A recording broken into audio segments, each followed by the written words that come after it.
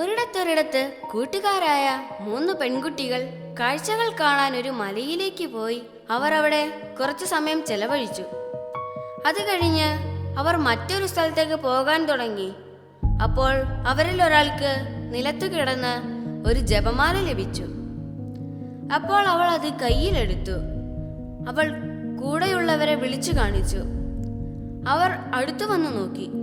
അതിനുശേഷം അവളോടത് കളയാൻ പറഞ്ഞു. അപ്പോൾ അവൾ അത് കളഞ്ഞില്ല. അവരിൽ ഒരാൾ അത് വാങ്ങി എറിഞ്ഞു കളഞ്ഞു.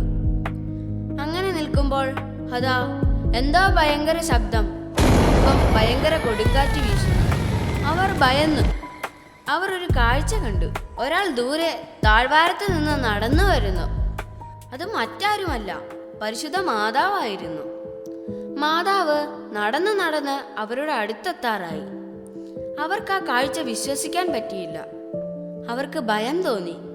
പക്ഷേ മാതാവ് അവരെ വഴക്ക് പറയുകയോ ശകാരിക്കുകയോ ഒന്നും ചെയ്തില്ല. പിന്നെയോ മാതാവ് അവരെ നോക്കി ചിരിച്ചു. അവർ അമ്പരന്ന് നിൽക്കവേ മാതാവ് അവരെ ചേർത്ത് പിടിച്ചു. എന്നിട്ട് മാതാവ് അവർക്ക് ഓരോ ജപമാല കൊടുത്തു. അപ്പോൾ അവർ തങ്ങളുടെ തെറ്റു മനസ്സിലാക്കി. അവർ മാതാവിന്റെ മുന്നിൽ മുട്ടുകുത്തി.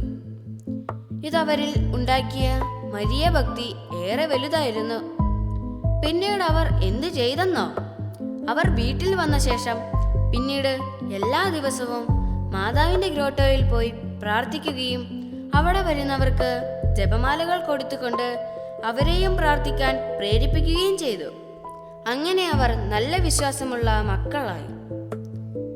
ഈ വീഡിയോ കാണുന്ന എല്ലാവരെയും ഈശോ ധാരാളമായി അനുഗ്രഹിക്കട്ടെ. അതോടൊപ്പം പരിശുദ്ധ അമ്മയുടെ സഹായവും മാധ്യസ്ഥവും എന്നും കൂടെ ഉണ്ടാവട്ടെ എന്ന് പ്രാർത്ഥിക്കുന്നു. ആമേൻ.